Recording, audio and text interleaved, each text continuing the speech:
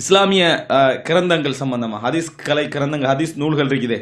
இதில் பல வகையான நூல் தொகுப்புகள் இருக்குது. ஒன்று, அதாவது ஆரம்பத்தில் தொகுத்த புத்தகங்கள்லாம் இஸ்லாமிய இதில் ஒரு வரலாற்றுக்காக நான் சொல்லிக்கிறேன். தொகுத்த புத்தகங்கள்லாம் எப்படி இருக்குமெண்டா ஜுஸ் அப்படி தான் இருக்கும், அல்லது ரிசாலா அப்படி இருக்கும். ஜுஸ் என்று சொன்னால் ஒரு பகுதி. அதில் என்ன செய்வாங்கன்னு சொன்னால் ஒரு செப்டர், ஒரு தலைப்பில் வரக்கூடிய எல்லா ஹதீஸ்களையும் என்ன செய்வாங்க, அறிவிப்பால் வரிசையோடு கொண்டு வருவார். ஜுஸ் உல் அம்வால், உதாரணமாக சொத்துக்கள் சம்பந்தமாக வரக்கூடிய செய்திகள்லாம் கொண்டு வருவாங்க. ஜுஸ் உல் அஷ்ரிபா, அதாவது குடித்தல் சம்பந்தமாக வரக்கூடிய எல்லா செய்திகளும் என்ன செய்வாங்க, கொண்டு வருவாங்க. இப்படி அஜ்ஸாக்கள் தான் பிரபல்யமாக இருந்தது.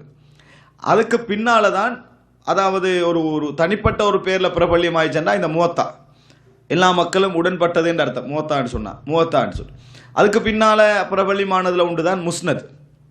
முஸ்னத் என்ற பேர்னு சொன்னால் நபித்தோழருடைய தலைப்பில் தொகுக்கிறது. இப்போ முஸ்னத் அகமதை நீங்கள் எடுத்தீங்கன்னு சொன்னால் அபூபக்கர் ரலியல்லாஹு அன்ஹு ஆரம்பிச்சாங்கன்னு சொன்னால் அபூபக்கர்லாங்கட அந்த அலிஃபு கீழே என்ன செய்யும், அபூபக்கர் ரலியல்லாஹு அன்ஹு வரும். அதில் எல்லா செய்தி அபூபக்கர் ரலியல்லாஹு அன்ஹு வழியாக அந்த கிரந்தத்தை தொகுக்கிறவருக்கு கிடைச்ச எல்லா செய்தியும் என்ன செய்வார், கொண்டு வருவார். அதில் நீங்கள் ஃபிக்ஹ் தலைப்பிரியாக தேட இயலாது. அவர் எல்லாத்தையும் ஒரு இடத்துல என்ன செய்வார், கொண்டு வருவார். இப்போ 30,000 ஹதீஸ்கள் முஸ்னத் அகமதில் இருக்குதுன்னு சொன்னால் உங்களுக்கு தலைப்பு வாரியாக தேட இயலாது. அதில் நபித்தோழர் வாரியாக தான் என்ன செய்யலாம், தேடலாம். அதுக்கு தான் முஸ்னத் என்று சொல்கிறது. அதுக்கு பின்னால் சுனன் என்று நிறைய வர ஆரம்பிச்சிச்சு. சுனன் என்று சொல்கிறது ரசூல் ஸல்லல்லாஹு அலைஹி வஸல்லம் அவர்களுடைய சம்பந்தப்பட்ட எல்லா செய்தியும் அதில் என்ன செய்வாங்க, கொண்டு வருவாங்க. அது சட்ட ரீதியாக இருக்கலாம், வரலாற்று ரீதியாக இருக்கலாம், எதாக இருந்தாலும் அதெல்லாத்தையும் என்ன செய்வாங்க, கொண்டு வருவாங்க.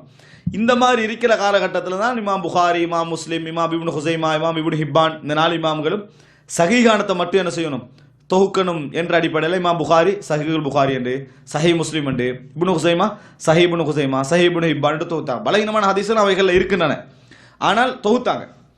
அப்போ இப்படி என்ன செய்தார்கள், அதாவது சஹீஹ் என்ற அடிப்படையில் தொகுக்க ஆரம்பித்தாங்க. அதே மாதிரி நிறைய நூட்கள் இந்த தலைப்பு வாரியான நூட்கள் என்று இருக்கின்றன. ஹதீஸ் கிரந்தங்களை நீங்கள் அமாலி என்று சொல்வார்கள். அமாலி அப்படி என்று சொல்கிறது அப்படின்னா, ஒரு அறிஞர் தனக்கு கிடைச்ச எல்லா செய்திகளையும் என்ன செய்வார், தன்னோட குறிப்பிட்ட மஜ்லிஸில் வாசிப்பார். அமாலி என்ற இம்லா, இவர் சொல்ல அவர் எழுதுறது, இவர் சொல்ல அவர் எழுதுறது. மஜாலிஸ் என்று சில புத்தகங்கள் பிரபல்யம், அவாயில் என்று சில புத்தகங்கள் பிரபல்யமாயிடுச்சு. அவாயில் என்று சொன்னால் அவ்வல் என்றா ஆரம்பம்.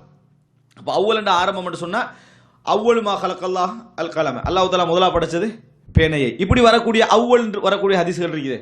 இதெல்லாத்தையும் தனியாக தொகுத்தாங்க. அவ்வல், அவாயில், அந்த நூலுடைய பேர் அவாயில் அப்படின்னு சொல்லி. அதே போல் ஆஹாத் என்று சில ஹதீஸ் தொகுத்தாங்க. ஒரு நபித்தோழர் அறிவிக்கக்கூடிய செய்திகளை தனியாக செஞ்சாங்க, தொகுத்தாங்க. இப்படிப்பட்ட நூல் தொகுப்பு வகையில் ஒன்று தான் தலாயிலுன் நுபுவா. தலாயிலுன் நுபுவா இது தனி நூல். இப்படி நிறைய இமாம்கள் எழுதிக்கிறார். அபூ நுஐம் அல் அஸ்பஹானி எழுதிக்கிறார், பைஹக்கி எழுதிக்கிறாரு. இப்படி நிறைய அறிஞர்கள் தலாயிலுன் நுபுவா அப்படி என்று சொல்லி எழுதிக்கிறாங்க. தலாயிலுன் நுபுவாண்டா என்ன, நபித்துவத்திற்குரிய ஆதாரங்கள். தலீல் என்ற ஆதாரம், தலாயில் என்ற ஆதாரங்கள், நுபுவானா நபித்துவம். தலாயிலுன் நுபுவா நபித்துவத்துடைய ஆதாரங்கள். ஒருவர் நபி என்பதை, இப்போ ரசூல் ஸல்லல்லாஹு அலைஹி வஸல்லம் அவர்கள் நபி என்பதற்கான ஆதாரங்கள் எல்லாத்தையும் என்ன செஞ்சுப்பாருன்னா அறிவிப்பால் வரிசையோடு அந்த நூலில் தனியாக தொகுத்திருப்பார். இப்போ தலாயிலுன் நுபுவான நூலை எடுத்தால் என்ன வரும், எல்லாம் மூஜிசாக்கள், முன்னறிவிப்புகள், ரசூல் ஸல்லல்லாஹு அலைஹி வஸல்லம் நபி என்பதற்கான அடையாளமாக சொல்ல முடிந்த எல்லா செய்திகளையும் என்ன செய்வாங்க, கொண்டு வருவாங்க. இந்த வகையான புத்தகங்களுக்கு என்ன சொல்லுவாங்க, தலாயிலுன் நுபுவா அப்படின்னு சொல்லுவாங்க. இன்னும் சில நூட்களுக்கு ஹஸாயிஸ்ன்னு சொல்லி, ஹாஸாண்டா என்ன, தனித்துவமான குறிப்பிட்டேன்னு அர்த்தம். அப்போ ஹஸாயிஸ் என்று சொன்னால் தனித்துவமா, ஹஸாயிசு அலி ரதியல்லாஹு அன்ஹு அப்படின்னா அலி ரதியல்லாஹுடைய தனித்துவங்கள். ஹஸாயிசு நபி, ரசூலுல்லாஹ்களுக்கு மட்டும் ஸ்பெஷலான தனித்துவங்கள். இப்படி ஹஸாயிஸ் என்ன செஞ்சாங்க, தொகுத்தாங்க. இப்படி நான் சொல்ல வர்றதுக்கு காரணம் என்னடா, புத்தகத்துடைய பல்வகைமை நிறையவே என்ன செய்யுது இருக்குது. ஒவ்வொரு வகையிலையும் அறிஞர்கள் என்ன செஞ்சாங்க, புத்தகங்களை தொகுத்தாங்க. அதில் ஒரு வகை இந்த, அதாவது தலாயிலுன் நுபுவா என்று சொல்லக்கூடிய வகைகள். ஃபித்தன் என்று தனி வகையாக தொகுத்தாங்க. அப்படின்னா என்ன, முன்னறிவிப்புகள், ரசூலுல்லாஹ் குழப்பங்கள் சம்பந்தமாக அறிவித்த முன்னறிவிப்புகள்லாம் தனியாக என்ன செய்தார்கள், தொகுத்தார்கள்ன்றதை பார்க்குறோம். அதனால் இன்றைக்கு வரக்கூடிய ஒருவர் ஒரு பகுதியில் ஒரு செய்தியை தொகுக்கணும்னா ஈஸியாக என்ன செஞ்சிடலாம், தொகுத்திடலாம். இன்னும் சொல்ல போனால் சில அறிஞர்கள் பிற்காலத்தில், அதாவது 7ஆம் நூற்றாண்டு இருக்குது, இந்த 7ஆம் நூற்றாண்டு காலத்தில் வாழ்ந்த அறிஞர்கள் பிரபல்யமானவர்கள் இமாம் இப்னு ஹஜர் அஸ்கலானி, இமாம் ஹைசமி, அதே போல் இன்னும் நிறைய அறிஞர்கள். இவங்களுடைய முக்கியமான வேலையாக இருந்ததுன்னா ஜவாயிது, ஜியாதாண்ட என்ன அதிகம். அப்போ ஜவாயித் என்ற ஜவாயிதுகளை தொகுக்கிறது. ஜவாயித் என்ன தெரியுமா, புகாரி முஸ்லிம், புகாரில் இல்லாத என்ன செய்திகள் முஸ்லீமில் இருக்கின்றன, அப்போ ஜவாயிது முஸ்லிம், முஸ்லிம் மாமில் இருக்கக்கூடிய செய்திகள். ஜவாயிதுல் குதுபு சுனன் அப்படின்னு என்ன, அதாவது அபூதாவுத், திர்மிதி, நஸாய், இப்னு மாஜா 4 கிரந்தம் இருக்குது. இந்த 4 கிரந்தத்திலையும் புகாரி முஸ்லீமில் இல்லாத எத்தனை செய்திகள் இருக்கின்றன. அதே போல் 6 கிரந்தத்தில் இல்லாத செய்திகள் என்னென்ன இருக்கின்றன. சிலர் என்ன செஞ்சாங்கன்னு சொன்னா புகாரி, முஸ்லிம், திருமிதி, இப்னு மாஜா, அபூதாவூத், சுனன் நசாயி எல்லாம் விட்டுட்டு வேற 10 கிரந்தங்கள் எடுத்தாங்க. முஸ்னத் அஹ்மத், சுனனு தாரகுத்னி, இப்படி முஸ்னதுகள் எல்லாம் தொகுத்து 10 எடுத்து இந்த 10ல இந்த 6 கிரந்தத்தில் இல்லாத எத்தனை செய்திகள் என்ன செய்கின்றன இருக்கின்றன. இப்படி ஜவாயிதுகள் தொகுத்து ஆரம்பித்தாங்க. தொகுத்தது மட்டுமல்ல, அதுல சஹீ, லைஃப் இதெல்லாம் என்ன செஞ்சாங்க பிரிச்சாங்க. இதுல அற்புதம் என்னன்னா, சில நேரத்தில் அசல் நூல் காணாம போயிடும். அசல் நூல் எங்களுக்கு கிடைக்காது, ஆனா ஜவாயிது நூல் எங்களுக்கு கிடைச்சிக்கு. அதுல புகாரி 6 கிரந்தத்துக்கும் இல்லாத செய்திகளை தொகுத்தாங்களே, அந்த நூல் மட்டும் எங்களுக்கு வந்து என்ன செஞ்சிருக்கும் கிடைச்சிருக்கும்.